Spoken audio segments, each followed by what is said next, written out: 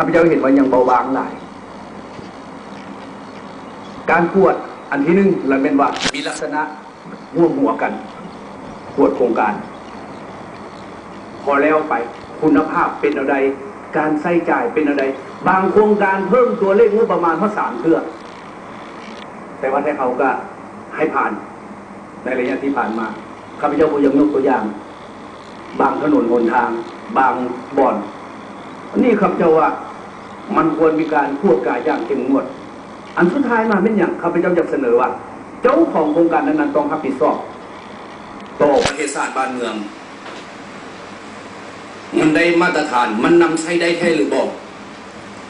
ในระยะที่ผ่านมาพวกเขาพยายามติดตามอยู่คือบ่เห็นไผรับผิดชอบต่อความล้มเหลวต่อความเสียหายสร้างเขื่อนมาแล้วสร้างอันนั้นมาแล้วบ่สามารถนำใช้ได้หลายบ่อนข้าพเจ้าบ่อยากยกไปอยู่แขวงใดเพราะข้าพเจ้าก็อันนั้นได้ไปอยู่แขวงสวรรณเขตเนาะสุทธิ5สุทธิ6ก็ไปเป็นสสอยู่จำปาสักข้าพเจ้าก็เห็นหลายบ่อนแล้วก็อยู่นครหลวงพวกเขาแล้วก็อยู่ทางภาคเหนือข้าพเจ้าก็ได้ไปมาหาสู่เพื่อนสหายไอ้น้องก็เห็น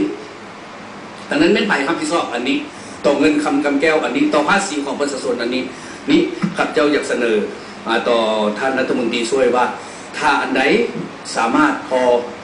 ดัดพอปรับให้มันเหมาะสมกับความเป็นจริงของด้านการเงินของความต้องการของประเทศชาติบ้านเมืองพวกเขาใดข้าพเจ้าคิดว่าแผนการลงทุนจะมีลักษณะเหมาะสมสมบูรณ์สมใจของประชาชนเขาอันนี้ข้าพเจ้าขอฝากไว้ว่าตาใหญ่กว่าท้องอยากกินหลายได้กินเท่าก็อยากกินน้อยได้กินเท่าโป้งมืออันนี้ขอฝากไว้ว่าอันใดพอดันพอปรับได้ข้าพเจ้าคิดว่าในสุดคำที่7นี้กับโบบางอาจสอนแค่ลอยน้ำดอกเนาะข้าพเจ้ากับบริเฮียนบริหูด้านนี้แต่ว่าย้อนได้ไปได้มาได้ฟังประชาชนฟังทหารพนักงานประกอบความคิดความเห็นข้าพเจ้าเห็นว่าจะขอให้เอาใจใส่เป็นบางอย่างคือในนั้นขอขอบใจท่านประธาน